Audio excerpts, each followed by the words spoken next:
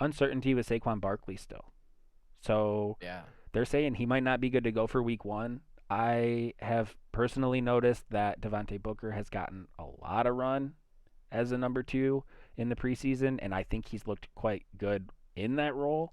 So if there's any inclination that this injury with Barkley could linger, and you think you might be able to get a few weeks, 3 4 weeks out of Devontae Booker, I mean the dude's got some momentum right now. He's looking pretty good, and I mean like there's some value. There's a lot of value there in Well, throwing this him in your kind of flex and actually taking a couple wins that you might not have had otherwise.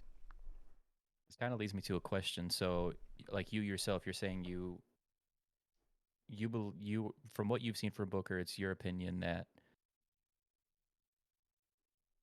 so a hypothetical situation. Say we get to our draft, which is right before the season starts, and there's still no clarity on a Saquon Barkley, and it's just a regular redraft league. You have whatever. You have a pick where Saquon falls to you. All the other running backs, the big name running backs, are gone. Would you still be willing to take Saquon just knowing that you're also going to take Booker at the end of your draft because he's not going to cost you anything anyway? And then let that situation play out and just make sure you have somebody until Saquon is for sure playing?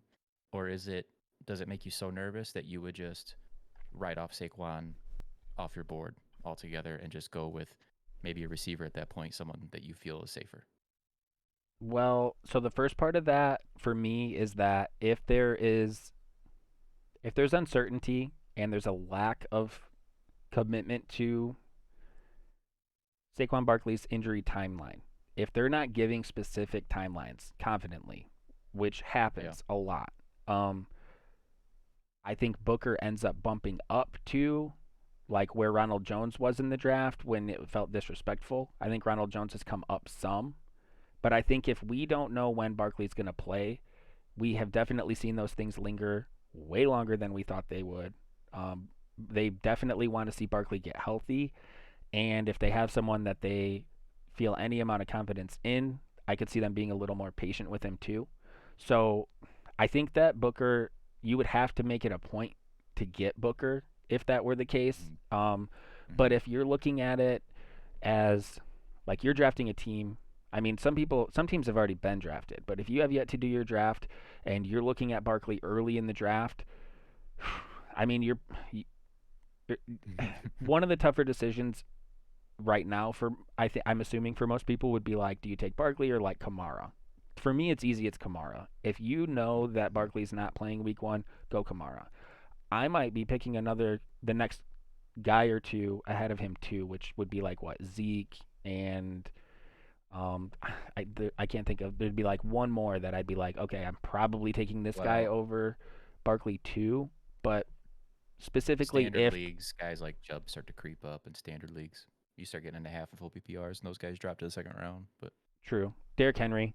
Derrick Henry would be. I think is Derrick the other Henry, guy I yeah. was thinking of. Like I'm for sure taking Derrick Henry over Barkley if Barkley's not starting. But there's a very subtle difference in what you're looking for in this too, and that's the timeline. Like if they're saying a timeline but it's vague or it's like a broad window, then they don't know. So like if it comes out and they're like, well, Barkley could be playing in by week by sometime between weeks 2 and 6, like you're panicking if you're a Barkley owner and you're staying away from him if you don't have him. Like don't sign up for that. If they're saying, hey, it's a minor thing, he'll be back by week 2, and it's like that clean and cut and dry, then like draft him where you want to, maybe bump him down a spot or two, but definitely pay I think attention what's to the gonna word choice when they start updating you. I think what's gonna happen because so many people are drafting this week, and so many people are going to have a draft before they get to know, like before they get any better vibe out of New York with Saquon. But you know what his upside is. So it's just that's such a difficult spot to be in. I've asked myself that, like would you just go down to the next running back down?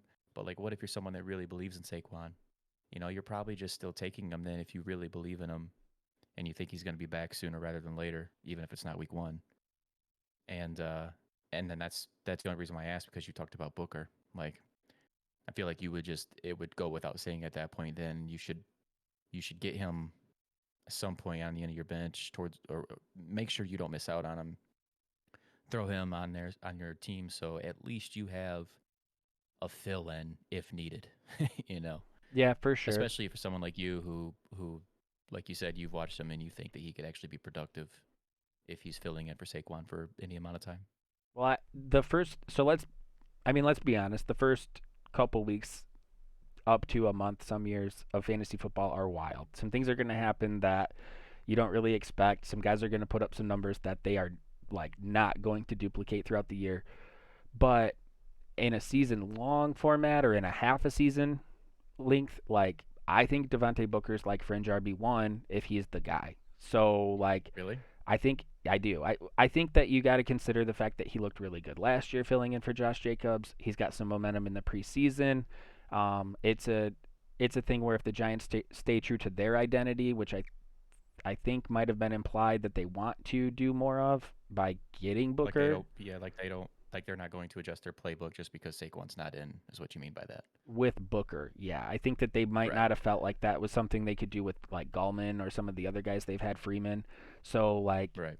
yeah, I think that Booker allows them to stay true to their identity. I think Booker's capable of doing that in short stretches. And so, like, yeah, if you draft Saquon Barkley in the early to mid first round, like, go get Booker, hedge that. But also, I think, feel comfortable putting Booker in there as a starter. I mean, I don't think if you want to go like two running backs and load up on other positions for the draft, I think you could feel Mm-hmm. comfortable doing that if you're making sure Mm-hmm. you get Booker later.